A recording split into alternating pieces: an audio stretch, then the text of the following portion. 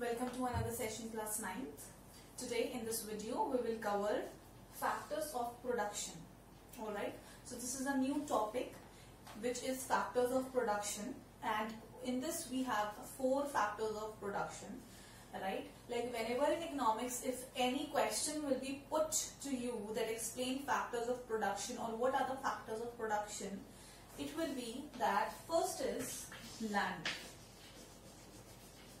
Right. Second is labor. Third is capital.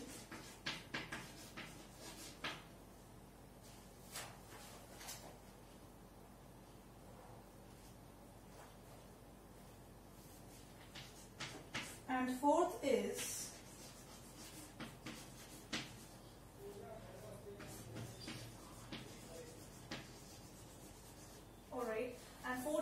entrepreneur.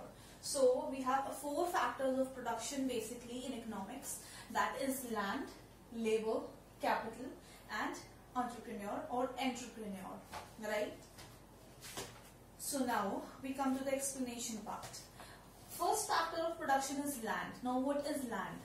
See, the word land usually refers to the uppermost layer of Earth's surface on which we live, grow crops and move. So land, basically if I talk about land, how you will explain me land before knowing the actual definition of it, it would be that land is a piece of, it's a piece of earth, right? A piece of earth, or it's the earth, it's the surface of the earth where we move, where we do our household work, where we build our houses, where we do construction work, where we do our agriculture process, etc., etc. That is our land, right?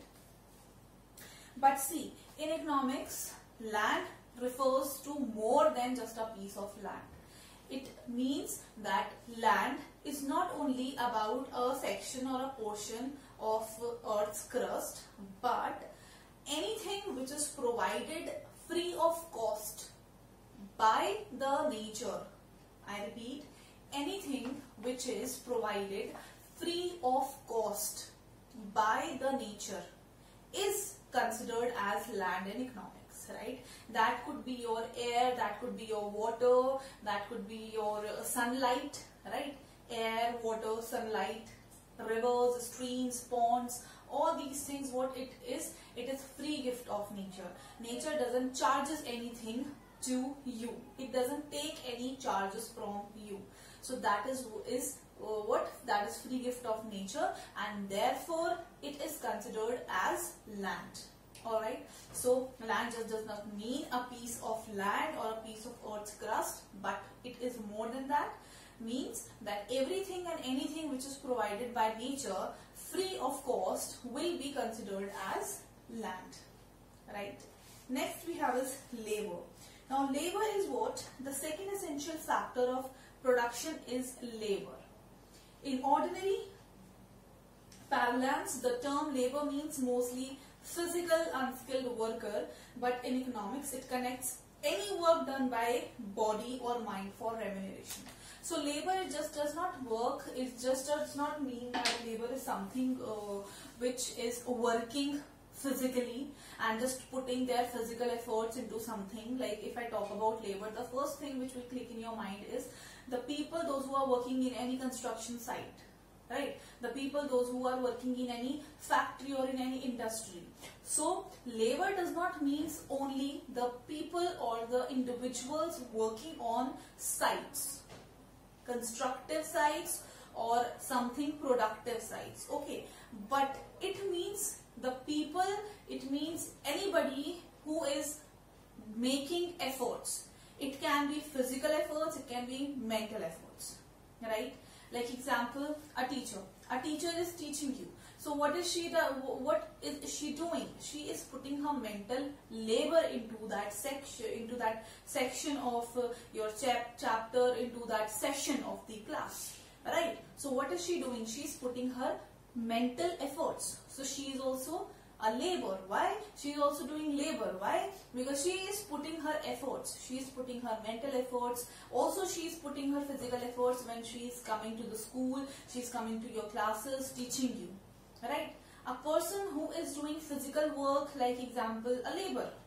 Labor means the daily wagers. Okay, those who work from morning till evening and then they get their wages at the end of the day. Those are the laborers. So they are also doing their physical efforts, right? So it just does not mean that any person who is working on a construction site will be termed as labor, but anyone who is doing work, both physical, mental, putting their physical and mental efforts, strengths, is your labor. Then next we come to is capital, right? Now what is a capital? Earlier also I have explained you that capital means an amount. For what? Amount which is used for your investment, right? If you want to do a certain type of business, if you want to open any organization, if you want to start up with your firm, with your own capital, that amount is known as capital. Capital means the amount which you are going to invest in your startups or in your business or in your organizations to start with something, to start with some production. That is your capital. Now if I read it to you, all the articles of wealth other than land which are used for further production of wealth are called capital. Like other than land, all these factors will be known as capital because they are helping you in the further production. They are helping you in further production. So that is your capital, right? It is in simple language, capital means money. Okay, capital means money. Capital means wealth, which is giving you further production, which is helping you in the further production, right? Then we have is entrepreneur, okay, or entrepreneur. Now he is the person who brings all these factors together for the production process, right? Let me read it to you. An entrepreneur or organizer coordinates all the factors of production in order to achieve maximum efficiency. If you have, example, you have land, you have labor, you have capital, but if you do not have any person who is going to organize all these three factors, if you don't have any person who is going to put all these factors together, combine them together, all these factors of production are waste, right? You need an organizer. Example, you have a school building, you have classrooms, you have students, but if you don't have a teacher, what the students are going to do? They are not going to do anything. What they will do without a teacher? If you do not have a principal, what are you going to do without a principal? Right? So, organizer is very important. To combine land, labor and capital, an organizer is very important. Next thing is that labor and entrepreneur are the active factors of production. Okay, labor and your entrepreneur are the active factor of production, because only labor and entrepreneur are the persons who can move, who can shift, who can travel from one place to the other, right? Whereas land cannot be shifted. You cannot shift, you cannot pick up land from one place and shift to the other place. No, you can't do that. You can't shift capital from one place to the other place. So land and entrepreneur, these are the two factors of productions, those who are said to be active factor of productions, as they can be shifted, they can be moved, they can be transferred, as well as they can travel at their own wish from one place to the other place, right? So these were the four factors of production, which is your land, labor, capital and entrepreneur. Land is what? Land is a fixed factor of production. Land is fixed. Land is fixed. It cannot move. It cannot move from one place to the other. Its mobility is fixed. Labor is active. Right? Labor is active because you can shift labor from one place to the other place. Capital. Capital again is fixed. If you have invested your capital into something, that is fixed to that organization, firm, production only. You cannot take that capital out of that project and invest it in something else. You can't do that. Then we have this entrepreneur. Entrepreneur again is active factor of production. Why? Because he is a person, he is the organizer, and being an organizer, and an individual, he can move, he can travel from one place to the other place, right?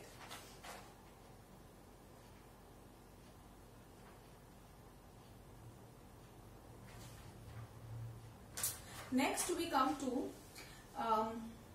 sectors of the economy, right? Next we come to sectors of the economy. See, first we are going to do the primary sector of the economy.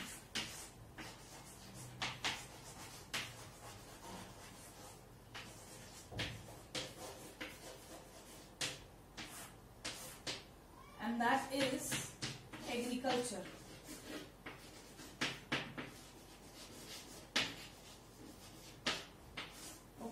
First we are going to do the primary sector of the economy, and that is your agriculture. Agriculture is the first sector, is the first part of our Indian economy, and this is very important, right? So we will study about this. Like we have three types of sectors. First is your primary sector, secondary sector and tertiary sector. But what we are going to start with is, we are going to start with primary sector, that is your agriculture. Now children, you must be knowing that about 60% of the population still is engaged into our agriculture production, right? And India is an agriculture based economy. Agriculture based economy means anything which is related, gets related to agriculture first, right? Like nowadays also there were rights, lately we have rights, we have farmers bill which was passed, and that was in highlight, that was in limelight. I hope you know a little about it, okay? So why they protested, why the farmers protested? Because India is an agricultural based economy, right? From where we eat from agriculture. From where do we earn for the economy, for our nation? We earn from the agriculture, right? So agriculture is the heart of the Indian economy. It is the core of the Indian economy, right? So agriculture, it occupies a large section of the economic life, large section of the economy, right? So agriculture occupies a very important place in the economic life of our country, as India is primarily an agricultural country. Agriculture is the backbone of our economic system and the major source of livelihood in the Indian economy.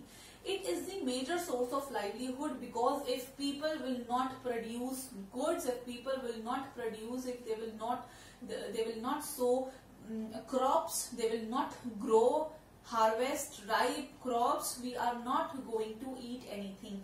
Even the nation is not going to eat anything, right? So India is what? India is an agricultural based economy. It is a large sector of the economic activity and has crucial role to play in the country's economic development by providing raw materials, food, employment to a very large proportion of population, right? Capital for its own development and surpluses for economic national development. So what is it? It is the heart, it is the core of the Indian economy because it gives employment opportunities to a large section of the society, right? It puts a mass number of people into working.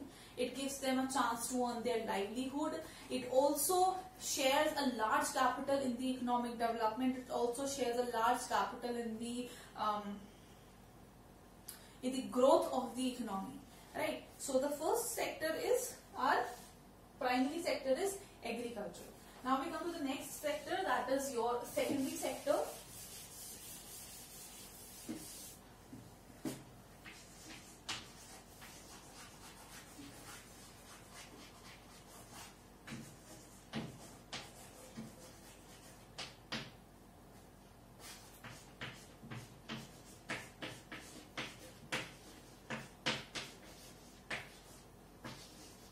That is your industry. Alright, so secondary sector is your industry. Now industry refers to any economic activity concerned with the production of goods, extraction of minerals and provision of services. Example, tourism industry includes all the commercial aspects of the tourism, automobile industry.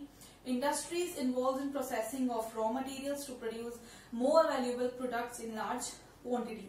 So what is industry? What industry means? See, industry means anything, a place where productions like extraction of minerals or provision of services is done, right? So if you are doing any process other than agriculture and it is related to extraction of some minerals from beneath the surface of the earth, that considers as industry. Okay, and these days industrialization is on the words, industrialization is there. Why? Because we want more and more industry, so that more and more population can be involved in the industrial production.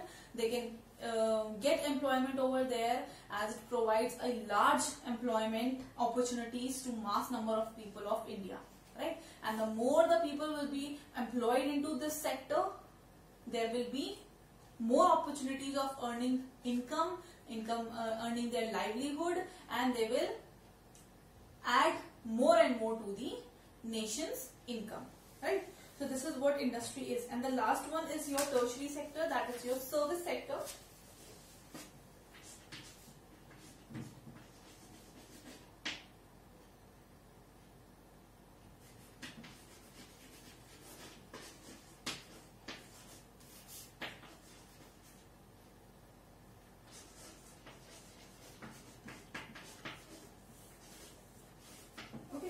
The last one is our tertiary sector, that is our service sector. Now in service sector, what is there, that this sector provides useful services to primary and secondary sector for the smooth functioning of their working. It is organized sector and use better techniques and technologies.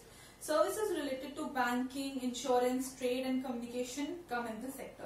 Now the service sector is what, that for the running, for the better and smooth running of this industry sector, industrial sector and agricultural sector, we need some services also, like services from banking, services from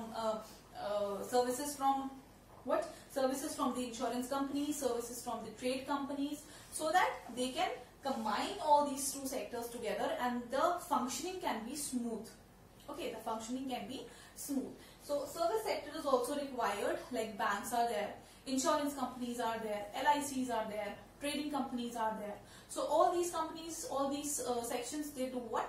They help the people engaged in the agricultural sector.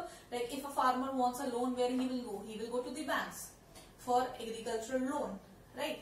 If there are industrialists, they want loan or they want some permission. So where are they going to go? They are going to go to the government. They are going to go to the trade companies, which will help in trading their raw material or trading their finished or semi-finished goods from one place to the other place. So there are three sectors. First is our agricultural sector, as agriculture is very important in the Indian economy because it is the heart. Second is industry or industrial sector. Industrial sector is also very important because we need industries. More and more industries are required for the national and economic growth of India. And then third is service sector. In service sector, what do we have in service sector? We have banking facilities, we have trading facilities, we have insurance facilities, etc., etc. Right? So these were the three sectors and four factors of production that we have done in this section.